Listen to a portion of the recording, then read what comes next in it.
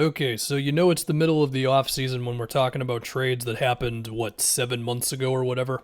But the James Harden trade was a big deal, and I think it makes sense to check up on it at least about a season later, mainly just from Houston's perspective.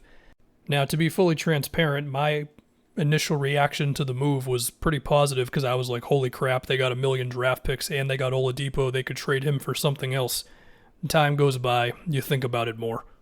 And I think looking back at it now, the big conversation really was, should the Rockets have taken the package from the Nets, which was basically a whole bunch of draft picks, especially ones that go out into the distant future when we have no idea what the Nets are going to look like, or should they have taken Philly's trade, which maybe Tyrese Maxey was in there, but Ben Simmons was definitely in there. Now, before I start saying a whole bunch of stuff, let's just establish that there's a chance that Tillman Fertitta was just not going to work with the 76ers at all. Now, I know Miami was talked about a bit as well, but as I've tried to dive into, was there really an offer? What was the offer? I got to admit, a lot of it's pretty murky. Clearly, when the Rockets did the move for the picks, they said to themselves, we want to bottom out. We want to try to be the worst team in the league because we remember their pick was protected. And it was like, even if they had the worst record in the league, it was still a 50-50 chance they were not going to get their pick. Of course, because of the new lottery odds, which was partly why I said like 10 games into the season or whatever, I don't think they should tank because it'll be too difficult for them to actually get their pick.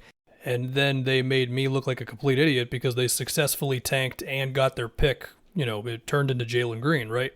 Like in a vacuum, I can understand just saying, well, Ben Simmons for Harden plus stuff is better than picks for Harden. I get it.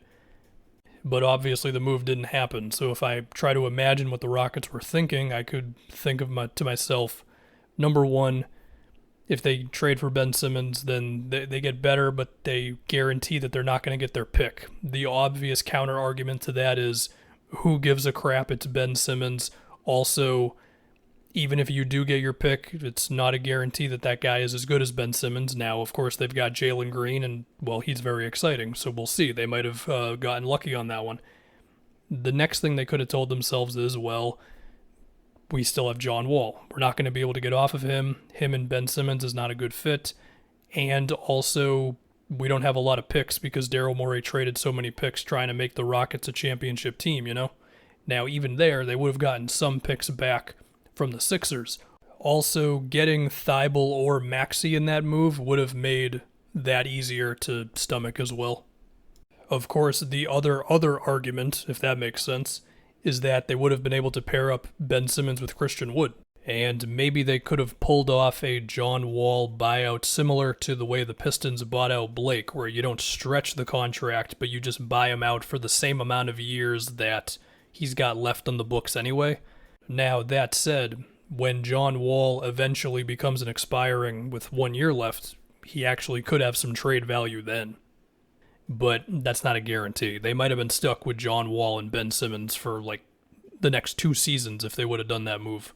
The other thing about it too, and I have to acknowledge this as someone who has been very high on Ben Simmons and had to eat some of it with his Hawks series, even if it's still kind of deeper. Like the Sixers bench was terrible and whatever else, but maybe the Rockets were just correct in being like, hey, we don't want Ben Simmons. We'd rather suck for 1 year, hopefully get our pick and go from there with more picks in the future. Even if in the short term, those picks are Nets picks, the Nets are really good.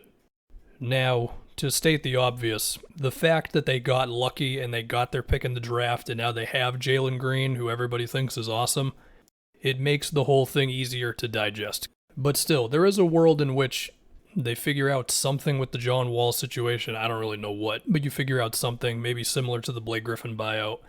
Ben Simmons and Christian Wood are great. Maybe that would have been better. Because then you still would have had the Philly picks. Maybe you're also getting Maxey, and maybe you could have just gone for we're going to try to be pretty good right now, and maybe you could have been successful with that.